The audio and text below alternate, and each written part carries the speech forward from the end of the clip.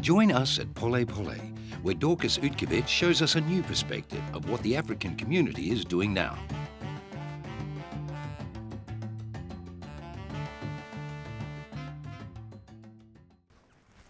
Hello, welcome to another incredible episode. We are in the heart of Melbourne City at Pole Pole. I'm your host, Dorcas Utkiewicz, and this is Oz African TV. In the tent, I will be joined by an athlete of note, Nelly Yoa, who is here to share his personal story of resilience. Also coming through is Rhoda, Mphande, and Loko, who are here to share some hot fashion tips. To perform live is Shabba. And as usual, we'll go around town to see what's happening in Melbourne City. We have a fantastic lineup for you today, so be sure to stay right where you are. But first, let's go to the kitchen and see what Chef Stoli is doing.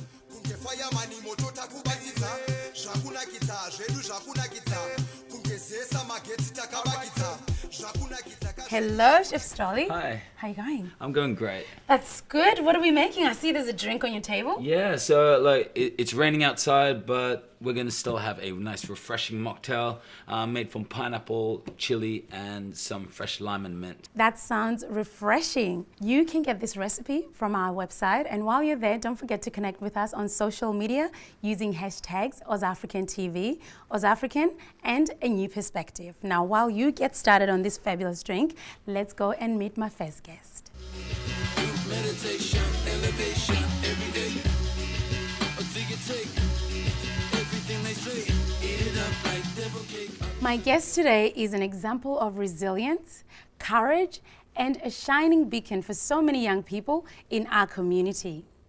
He is an incredible athlete, professional soccer player, turned AFL player. He's a motivational speaker, among many things.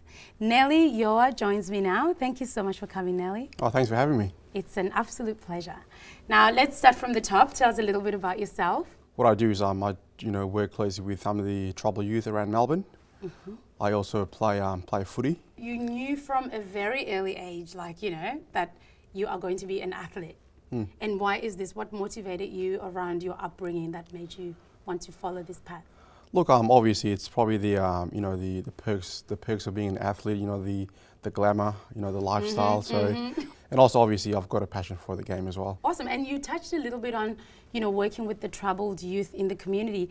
And as most people know, in 2016, the Moomba Festival shined an undesirable light, if you like, on the African community, on the young people in the African community. Mm. And I read somewhere that you took it upon yourself to reach out to some of those young people and, have a talk with them and work with them. Why did you decide to do that? Oh, look, the Moomba incident last year was just, it was very unfortunate that what had occurred. At the time, I think Victoria Police were trying to identify who these guys were.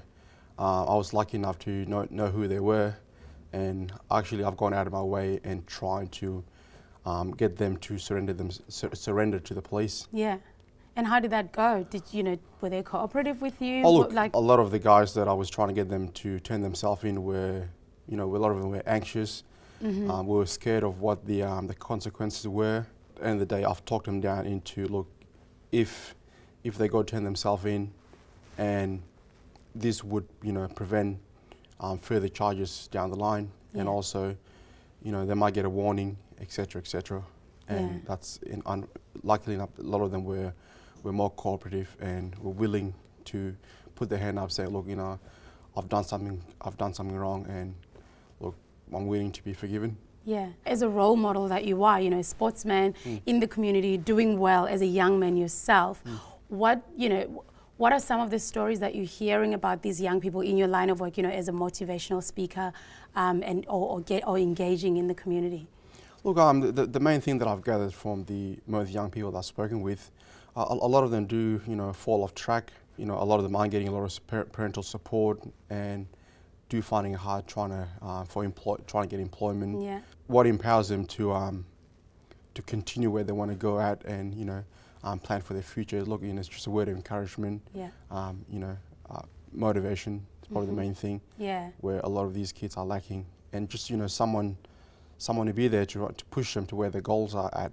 we touched a little bit on your athlete side, and talking about the youth and the troubled youth and all that sort of stuff. I know that there's an incident, a particular incident that nearly stopped you from continuing with your athlete life, so to speak. So do you want to tell me a little bit about that and how you got out of that situation? Look, back in 2011, I went to a beauty pageant, and both of my mates were having a fight, and as any good Samaritan would do, you try and go in and try and break the fight. And unfortunately, I got in between the two guys arguing, and I became a victim of of a machete attack, where the other guy was trying to strike his mate with the machete across his neck, and luckily I was there, and I've sort of reached my arm out. Yeah, and that was intense because I watched. There was a reenactment on TV. There was like a documentary kind of thing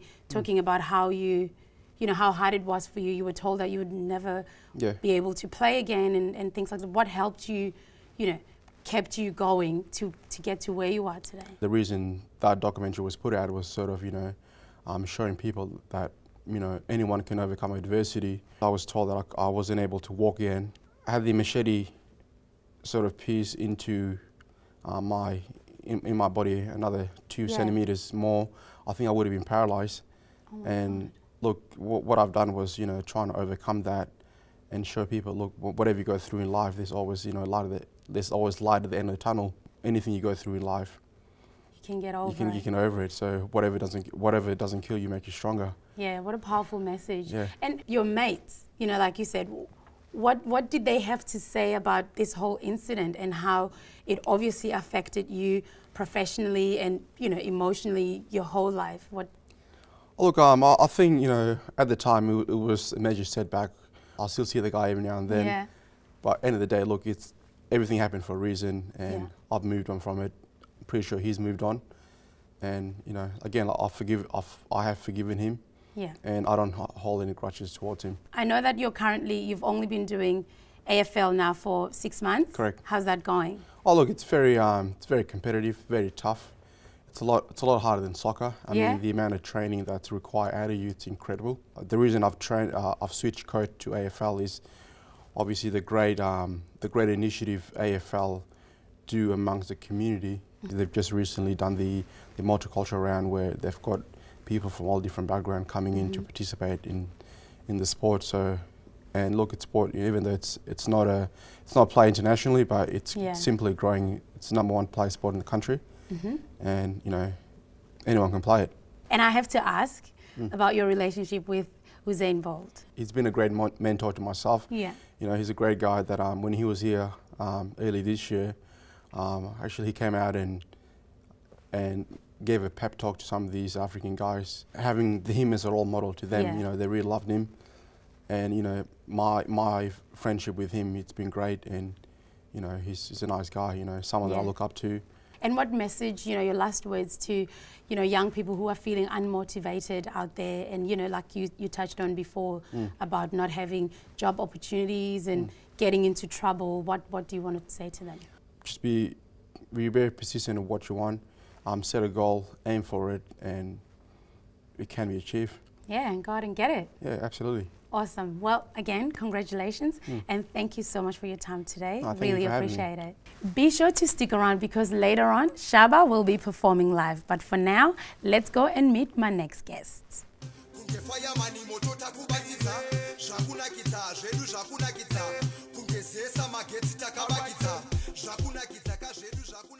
Joining me now are the gorgeous Melbourne designers who are going to give us some hot fashion tips. Ladies, I'll let you introduce yourselves and tell us a little bit about your designs. Starting with you. Thank you, Dorcas. So my name is Bernadette Jeblack-Locker, but my artist name is Beat Locker. I am the girl behind Shaya Boutique Liputa. So I hand make big statement pieces so that my statement pieces are made to stand out. And they do, and they're beautiful. Yes, they do. I can see them right there. Yeah. And your turn? Thank you, Dorcas. I'm Rhoda Mphande, and I am the face behind RKM Global Fashion. and I make outfits just like what Dorcas is wearing and what I'm wearing as well. And today you're going to see a bit of what I've been working on in the background, so get ready for that. Yes, fabulous, fabulous. I can't wait. Des, please join us. So Des is wearing an African print blazer, which is mixed with a bit of satin just to give it that formal look. And Des actually wore this piece to the Melbourne Cup last year, and he actually caught a lot of attention. So you can see, gentlemen, if you wear this piece, you're gonna, get a lot of heads turning around. So B is wearing a fearless statement piece. This statement piece is made to stand out. So my designs are created for people who are not afraid to go out and make a statement. So her look, breaking it off with some African print, bangles, and the belt just to give us the colors. So yeah. It's fabulous. So Sis's look is a beautiful cocktail dress, and we accessorize it with some bead accessories. So it's pretty much an evening look, and you don't want to be all black blend, so you have some beautiful statement pieces again to stand out, just to break the black. And she has a beautiful ring with the bracelet, just gives that beautiful colors as well. Yeah. I know, it's so good. Do you make these So yourself? the accessories, the beads come from South Africa.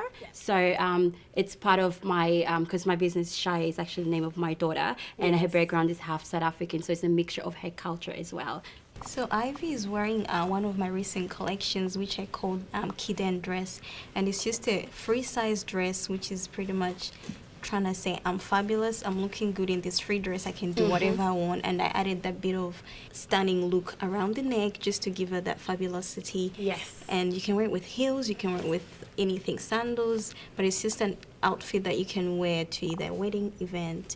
If you're maybe going to a party, you can wear that as well. So as you can see, RKM is not just for Africans. You can be, Australian, you can be Asian, you can wear African prints, and that's what I wanted my brand to be, a brand which everyone can wear with, regardless of your background. So Chloe is wearing one of the kitten pieces, which is more of on a formal look, so you can wear this to a wedding as well, but it's got that shimmering material around the sleeves and those little pearls around as well, just to give it that classy look. So if you can spin it around so we can see the back as well. Oh, So yes, that's how the back look at that. looks. Oh, So that's a stunning. black and white print. For those people who think like, oh, African prints are a bit too loud for me, they do come in black and white as well. And so, ladies, for the final look, you've decided to collaborate, as you do quite a bit. And Ivy's going to join us, and you're going to tell us a little bit about the look. Yes, so Ivy is wearing one of the RKM newest collection of blazers. This came through during winter. We're still in winter, but you can still wear it in summer as well. So me and B were like, how can we spice it up a bit? So B came with accessories. So what I did with her, we decided to put in the belly set. So she's wearing the belly choker, a belt, and the bangles just to bring out the colors even more. Yes. Do you guys want to touch on how, why did you decide to start your labels? Yes. So with me, I've always wanted something for myself, and I believe that actually I don't believe in waking up every day on a job that you're not passionate about. So I loved my job, but I wasn't passionate about it. So it was until I had my daughter Shaya when I was home for my maternity leave. That's when I started making stuff at home. And then when I went back to work, I didn't quite feel like I wanted to be here. So I went back out there and I started to do my own business. For me, it was a bit similar to her wanting something for yourself. I would go into the shops and there's no African prints, there's no color, and I'm thinking, but I want something bright.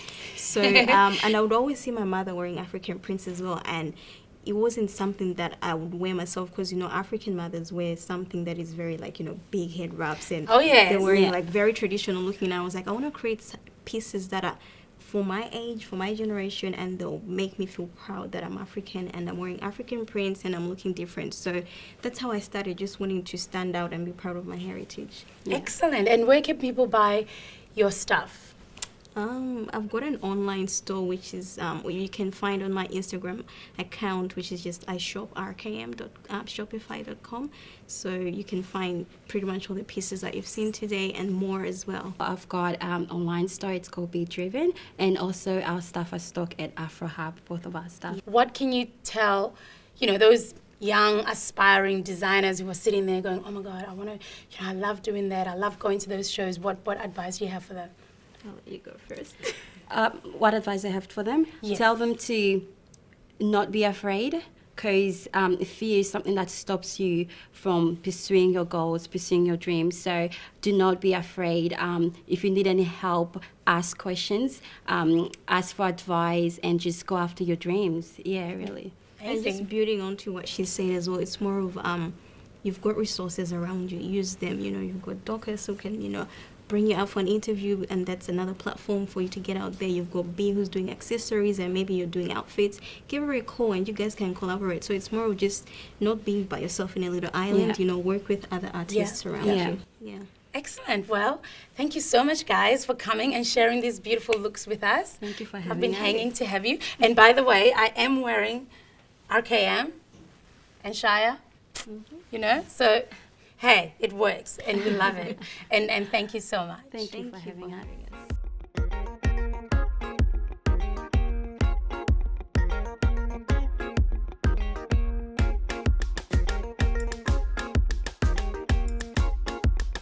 Oh, that is looking good. What have you done so far? So I've got my pineapple, chili, mint and lime muddled together with a bit of sugar.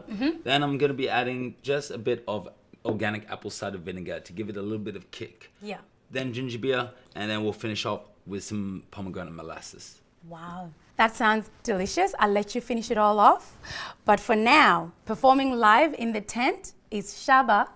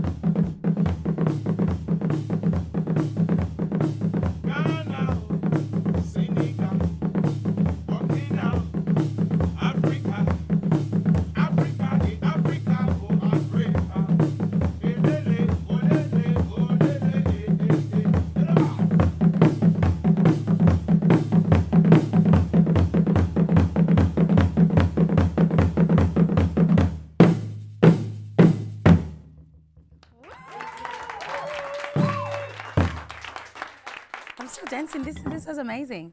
Yeah. Thank How you. are you? I'm good, not bad. Still survive in the system. Yes, very good, very good. Do you want to tell me about the, that piece that you just did? This is more about a Shabba creative because I love it create.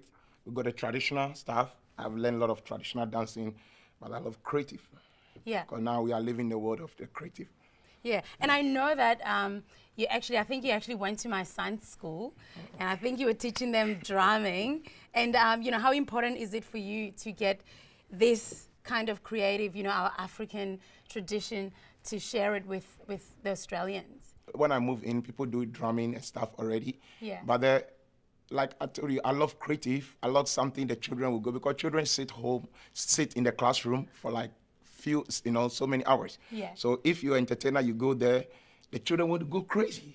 Yes, They were like, look at the drum, look at the guy, look at it. So always I try to see what I can make the children to be crazy on my workshop, and that will make me the more like Shabba the way I am now. That's amazing. I was going to ask you what else you do, but you are a dancer as well, and you collaborate a lot with different people. Do you want to tell me about some of the collaborations that you've done? I've done a few shows. I collaborate with Indigenous, which is Aborigines. I did a few research, so I want to come up with something different, because always I see like African and, sorry to say, the Aussies, the white people on the stage, and I just said that I'm like, what about African and indigenous? Yes. You know, and I love people that they got a culture, because when I go to the school, I want the children to learn about the culture. You know what I mean? I can't go and teach the children about a computer or iPad, but I want to teach them something about my culture, which is in Ghana. So I think about it, indigenous to got a culture. So why I don't link up with them? So that when we go to the school, we all can have something to tell the children to learn. So I bring down and I call like 4 and 5 indigenous guys who put up together. We talked to them, I got a sponsorship, and we put a big stage show, which is passed already, and we called the show Osono.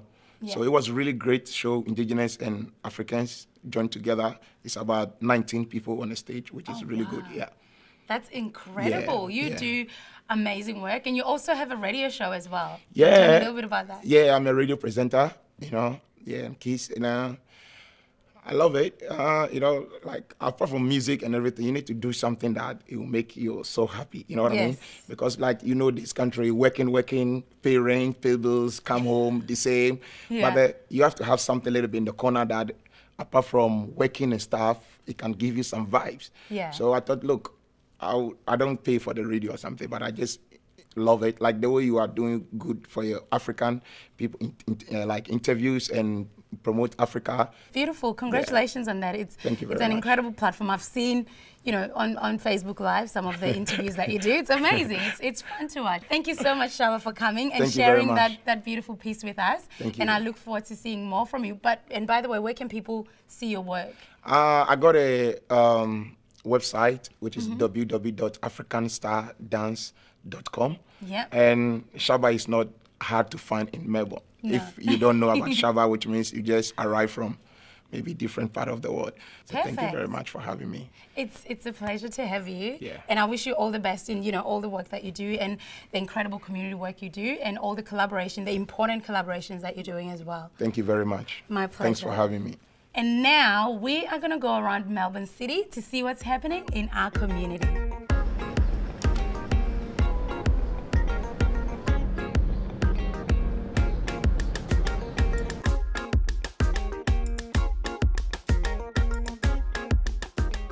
So I'm out here today with a good friend of the show, Sara Sarago, who is the founder and editor of Ascension magazine. Welcome, Sasha. Thank you for having me. As always, it's always a pleasure. And today you're doing a really good project for your magazine, for Ascension magazine. Do you want to tell us a little bit about what's been happening here? Yeah, today was a very special day. We're launching a crowdfunding campaign, so bringing on more members to help support us. We've been independent for about 5 years now, so we just need a little bit of help.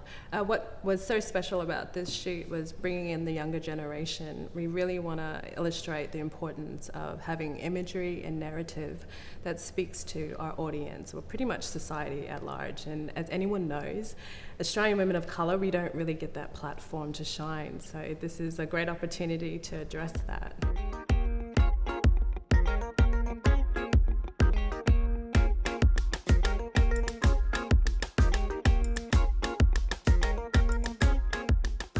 And obviously, as you mentioned, you've been independent for 5 years, which is, you know, a significant amount of time. And what are some of the challenges? You know, I mean, this is a great project, like you say, it's very necessary in our society, but obviously there are hurdles along the path. And what are some of the biggest challenges that you're meeting? The biggest challenge for us is trying to get that reach, being up against other mastheads and online media. We can get, I guess, lost amongst a lot of that unnecessary chatter. So really trying to drum in the importance and having content of substance. That's been one of the challenges, but also building a team that speaks the same language is really important. But hopefully with this crowdfunding campaign, we can really drum it into them and show everybody like what we're all about. Okay, awesome. And if there's anyone with a deep pocket watching right now, what would you like to say to them? I would say to them if they can come on board and just show their support. And it's a membership base, so you can pledge $5 a month, $10 a month, and what you'll see is some cool perks behind the scenes so you can understand what's going on, like all the hard work that goes into it, and make a media platform that is inclusive. Yes, exactly, and that's what we're we're all about inclusion and social cohesion. So look out for all the details on how you can support Ascension Magazine and their crowdfunding. And let's make it happen.